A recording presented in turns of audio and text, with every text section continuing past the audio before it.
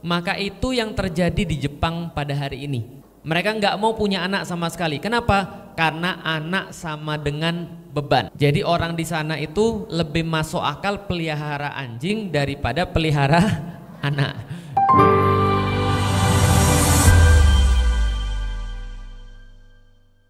Seorang ibu itu kerjaannya 24 jam 7 hari dalam sepekan. Dia tidak boleh izin sakit. Meskipun sakit dia tetap harus bisa ngurus rumah, harus bisa ngurus suami dan harus ngurus anak-anaknya. Dia tidak ada cuti tahunan.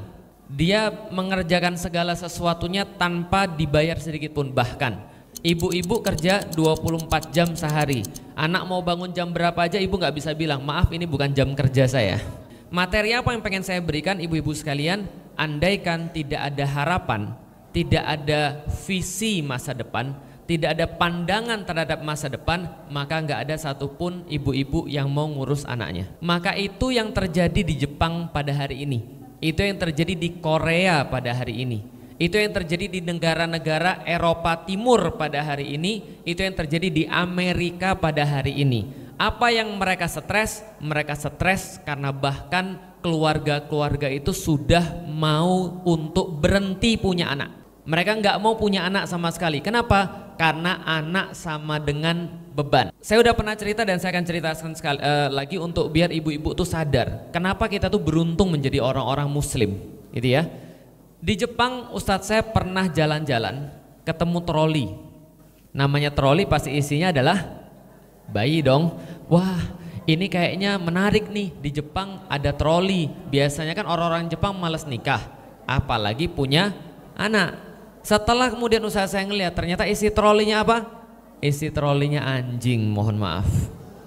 Jadi orang di sana itu lebih masuk akal pelihara anjing daripada pelihara anak, kira-kira gitu.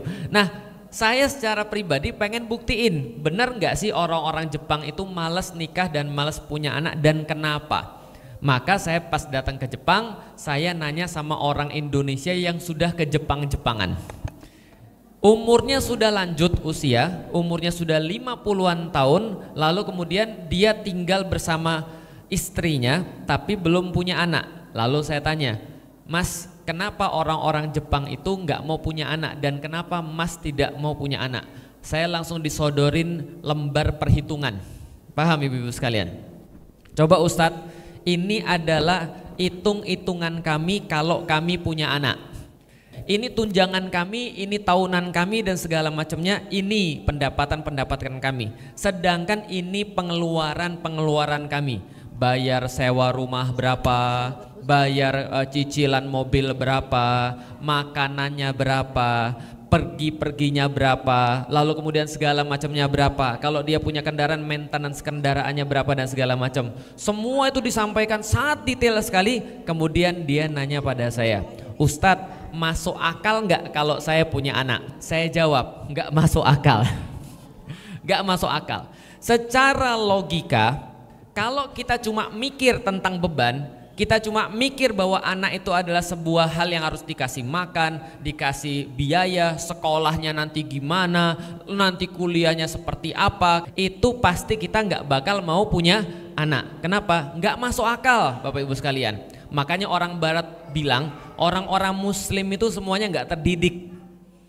Kenapa nggak terdidik? Nggak sekolah mereka, nggak belajar akuntansi mereka. Mereka itu nggak pernah belajar matematik. Kenapa? Karena mau-maunya mereka punya anak lebih daripada 3 per keluarga rata-rata. Itu anaknya orang Muslim rata-rata di dunia keluarganya lebih daripada 3. Mereka bilang makanya orang-orang Muslim-Muslimah itu semuanya terjajah. Gara-gara laki-lakinya memanfaatkan mereka untuk jadi pabrik anak. Paham? Ini adalah penjajahan terhadap wanita. Mereka bilang, maka kamilah contoh perempuan-perempuan yang dibebaskan. Perempuan-perempuan yang sudah pintar, intelek, maka kami nggak mau punya anak. Akhirnya sekarang apa yang terjadi pada peradaban mereka? Peradaban mereka, orang-orangnya sekarang mikir, pemerintahnya sekarang mikir gimana caranya agar mereka mau punya anak. Karena tanpa anak, peradaban pasti akan hancur.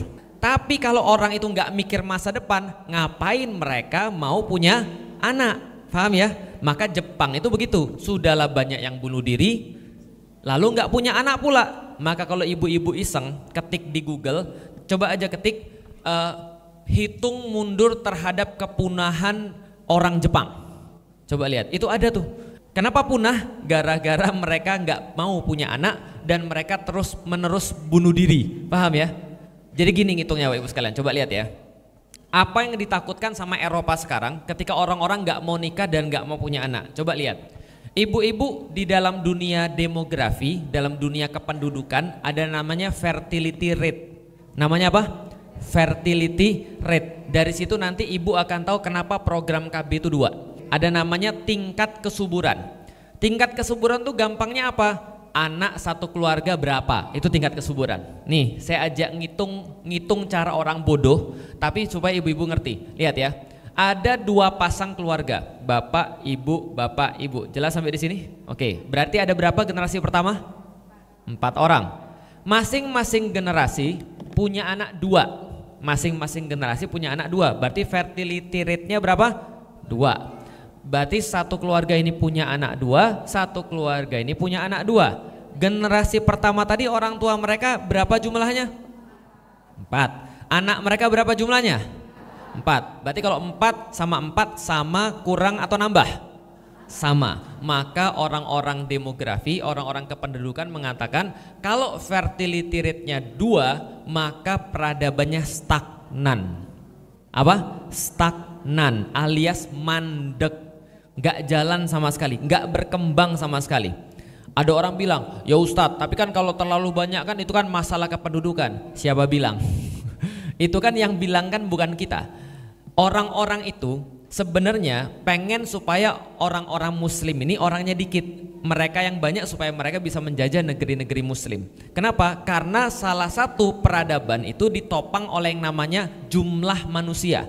Karena peradaban itu bukan tentang teknologi tapi tentang manusia. Paham sampai di sini? Nanti ibu-ibu akan ngerti kalau saya lanjutin lagi. Oke, berarti kalau anaknya 2 namanya apa? Stagnan, mandek. Lihat ya. Kalau anaknya satu keluarga ini anaknya 3, yang satu keluarga anaknya 3, berarti generasi bapak-bapak mereka berapa? 4. Bapak ibu. Anaknya berapa? 6. Namanya peradabannya berkembang atau ekspansi, atau peradabannya bisa diperkenalkan ke tempat yang lain. Ini adalah pengaruh kuantitas, karena kuantitas itu adalah syarat pertama dari kualitas. Bingung nih, ini coba nanti saya akan balik lagi ke kependudukan. Ada suatu hari ada seorang orang tua yang bilang pada saya, Ustadz, saya itu memang tidak punya banyak waktu untuk anak-anak, tapi kan Ustadz yang penting kan quality time, bukan kuantitinya. Yang penting kan waktu kita berkualitas, bukan kuantitasnya, jumlah waktunya, bukan, tapi kualitasnya. Benar atau salah? Nggak benar juga nggak salah. Kualitas penting, tapi Anda harus tahu bahwa kualitas yang paling pertama adalah kuantitas. Contoh, Anda sebulan itu beli sayur minimal 1 hari 30.000, dikasih sama suami 1 bulan cuma 300.000, kira-kira cukup atau tidak? Mau sekualitas apa aja ibu-ibu tetap aja kurang, paham ya? Jadi kuantitas itu syarat pertama daripada kualitas. Kalau kuantitasnya sudah nggak sampai, apalagi kualitas. Paham sampai di sini?